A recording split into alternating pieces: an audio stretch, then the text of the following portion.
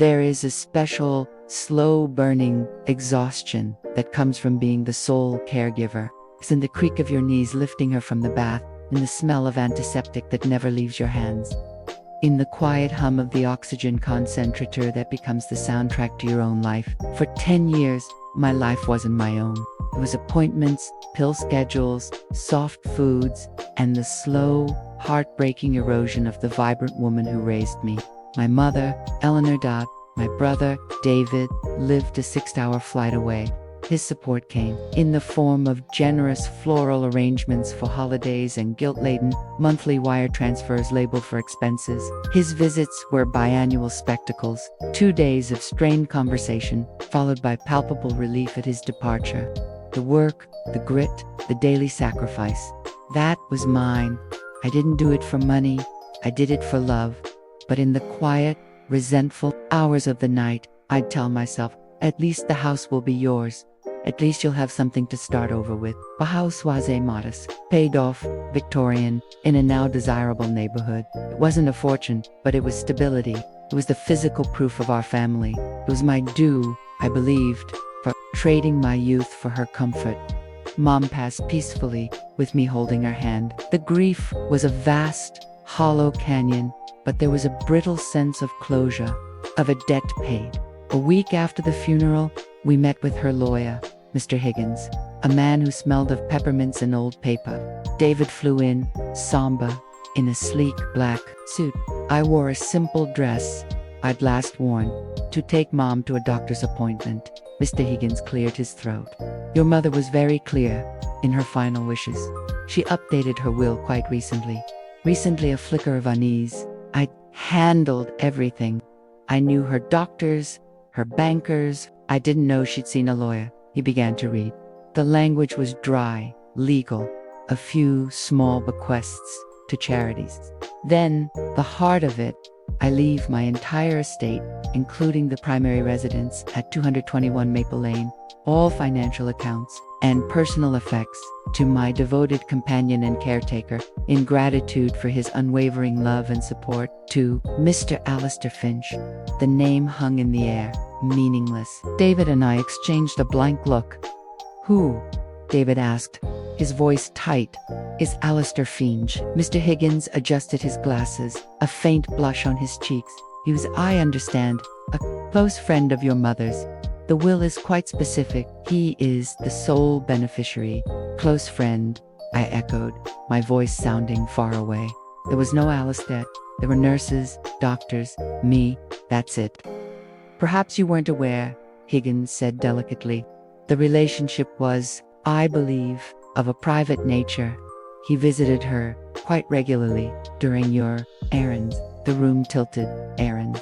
The 2 hours, on Tuesdays and Thursdays when I'd grocery shop, when the hospice relief aid would come. That window, my sacred window for breathing, for remembering I was a person separate from a sick room, had been his opening, a secret lover. David spat, the words vulgar and loud in the quiet office. Our 82-year-old mother had a secret lover. Who gets everything? This is fraudulent. This is Raju. She wasn't competent. A psychiatric evaluation, conducted at her request, accompanies the will, Higgins said, sliding a notarized document across the desk. It was dated 3 months prior. It declared Eleanor's sound of mind, with a clear understanding of her assets and beneficiaries. The evaluator was a name I didn't recognize. I felt the foundation of my last 10 years crack and plunge into the void. The sleepless nights, the missed promotions, the evaporated social life, the quiet mourning of my own feud, all of it, for nothing, not for love, but for a punchline. A stranger named Alistair Finch had slipped in during my 2-hour absences and stolen my inheritance with a well-timed courtship. The rest of the meeting was a blur of David's outrage and Higgins's polite, immovable finality. We got nothing, not a keepsake, not a dollar. I was, legally, a stranger to my mother's estate. The rage took days to arrive. At first, there was just the void, the paralyzing disbelief. Then, it ignited a clean, white-hot fury that burned away the grief. This wasn't just unfair. It was a theft engineered with surgical precision. a predator who'd sniffed out a vulnerable, wealthy widow and her isolated, exhausted daughter. I had to find him. This Alistair Finch. My first stop was the hospice agency. I demanded the name of the relief aide for those sluts. A woman named Gloria. I found her, nervous, at her next job. At first, she claimed she knew nothing. Then, with a little pressure and a flashed $100 bill, her resolve crumbled.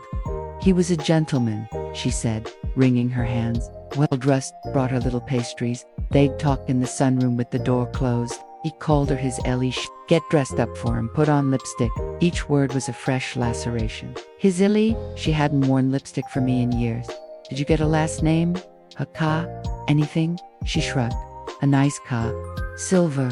He had an air about him, like an old-fashioned movie star. I think I saw a gym bag in the back from that fancy club downtown, the Renaissance Club. It was a thread, a frayed, tiny thread. The Renaissance Club was old money exclusive, the kind of place a con man would use as a prop to appear legitimate. I hired a private investigator, a grizzled, no-nonsense man named Frank. Find Alistair Finch, I told him, sliding over the little I had. I want his entire life, on paper. While Frank dug, I went to war on another front. I contested the will. I hired a ruthless probate attorney who smelled blood in the water. Our argument, undue influence.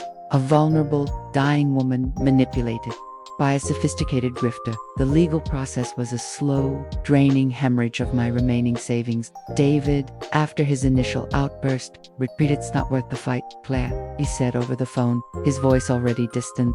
Cut your losses. He had cut his losses a decade ago. I had no losses left to cut. This was everything. Then, Frank called me to his office. He had a file. You're Mr. Alistair Finch, he said, spreading photos and documents on his desk. Real name, Alan Fincher. He's got a record. Not violent, fraud, confidence schemes, a sweetheart swindler, specializes in lonely, wealthy, older women. He's been doing this for 30 years. Changes his name, his story. This Finch persona is his most polished. He's a member of 3 elite clubs he can't afford, leases the silver Mercedes, all to maintain the facade. I stared at a grainy telephoto lens photo of a man in his late 60s, handsome in a craggy, distinguished way, helping my mother into a car. She was smiling, a smile I hadn't seen in years. The betrayal was so complete it felt metaphysical. Where is he now? My voice was dust, lying low. But he's not spending yet. The well is in probate. He can't touch the major assets. He's waiting, but he's gotten cocky. Frank slid over a credit card statement. He's already using a new line of credit he opened jointly with your mother 3 months before she died. Small luxuries, fine dinners, a new watch. I looked at the statement. One charge leaped out.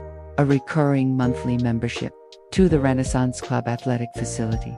The thread was now a rope. A plan, cold and intricate, began to form. In he'd used a facade to steal my mother's legacy. I would use a facade to take it back. He thought he was playing a game of hearts with a dying woman. He didn't realize he'd started a war with her daughter. I stood up, the photos of his smiling face blurring before my eyes. I need an introduction, Frank, and I need to go shopping for a very specific kind of dress. The game was no longer about the law. It was about the and I was about to become the most dedicated student Alistair Finch had ever known. The Renaissance Club gym was a temple of discreet wealth. The air smelled of chlorine, lemon polish, and old money. I wore not workout clothes, but a crisp, expensive tennis outfit I'd bought for the role, my mother's simple pearl earrings, my only sentimental touch. Frank had done his work. I knew Alistair's routine, lap swim Tuesday and Thursday mornings, 10 a.m. I arrived at 9:55. I didn't look at him. I focused on the task.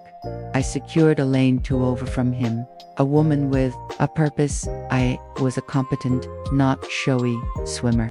I made sure my turns were clean, my pace steady. I let him notice me. After 30 minutes, I exited the pool, toweled off near where he was sitting, catching his breath. I let my towel slip. He, the gentleman, scooped it up. Allow me. he said, his voice exactly as I'd imagined, warm with a hint of practiced weariness. "Oh, thank you. Clumsy of me." I offered a smile that was polite, not inviting. A woman who wasn't looking for attention. That, I'd learned from Frank's file, was what hooked him. The Charlie knew. "To the club. I haven't seen you before," he said, his eyes doing a quick, appraising sweep. He saw the quality of the outfit, the quiet assurance.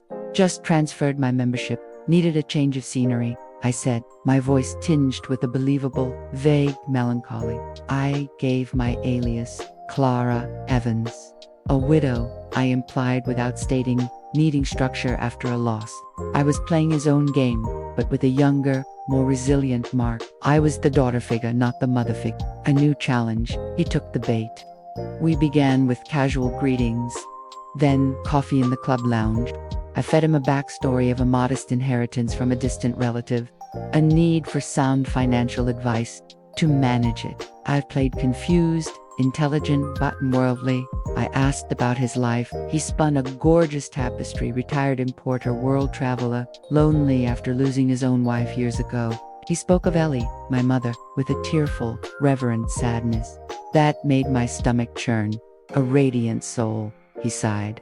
"I was just a friend, a comfort in her final days." Her family, well, they were rather absent. The gall was breathtaking. I sipped my coffee, my eyes wide with sympathetic interest. "How kind you were. It's so rare." Over weeks, the friendship deepened. I never asked about the inheritance. I showed interest only in his stories, his wisdom. I let him mentor me. He began to see me as a project, a potential new chapter, a younger, healthier version of my mother, with a fresher fortune to shepherd.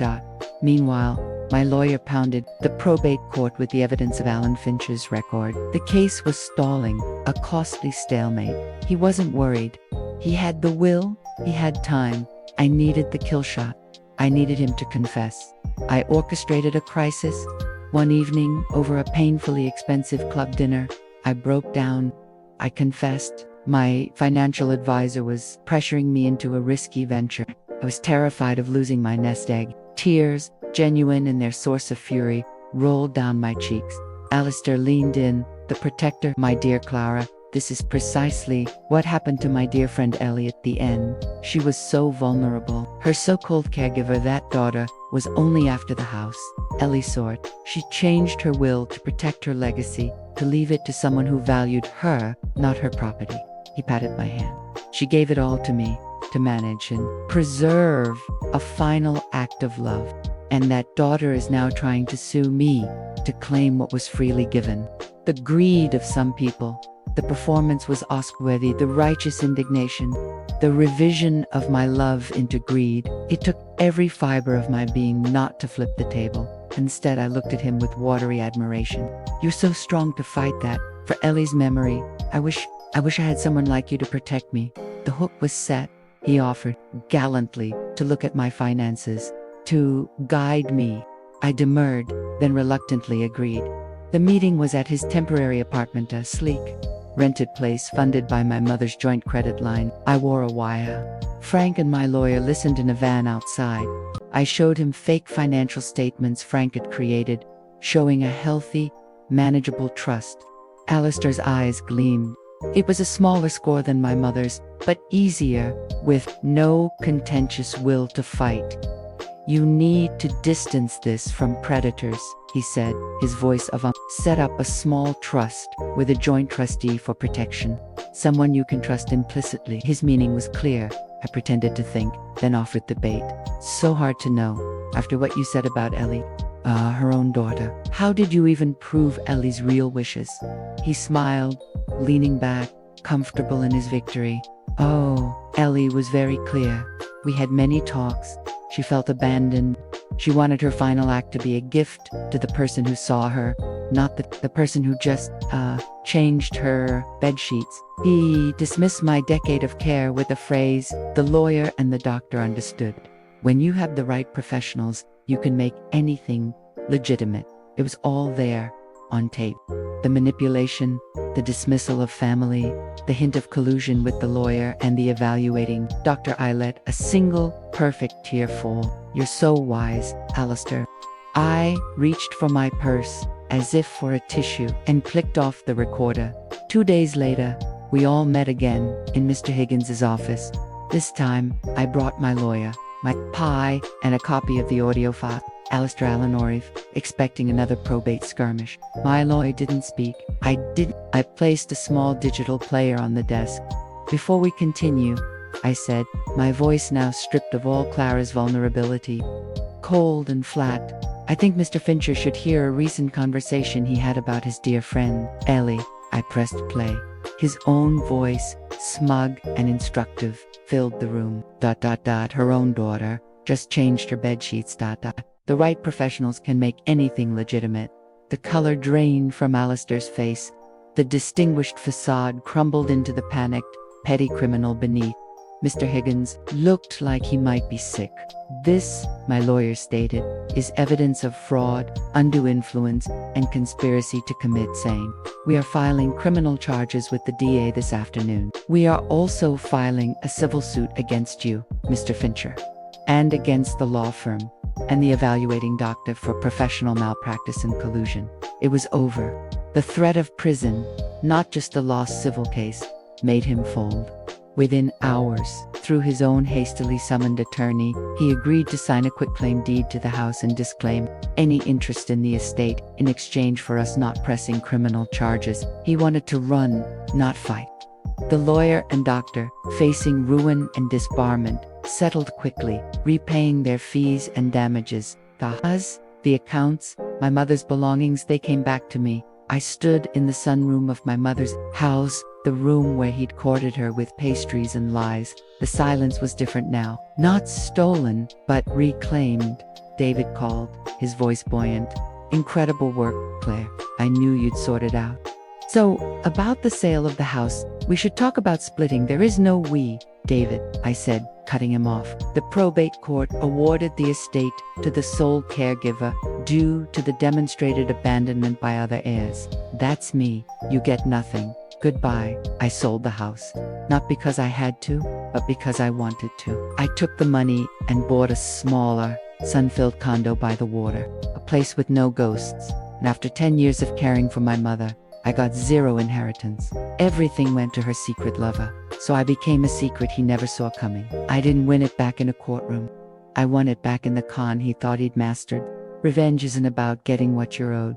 It's about proving to the thief that they never understood the value of what they tried to steal. They stole a house, I took back my life, and I made him pay for every single bet I'd ever changed.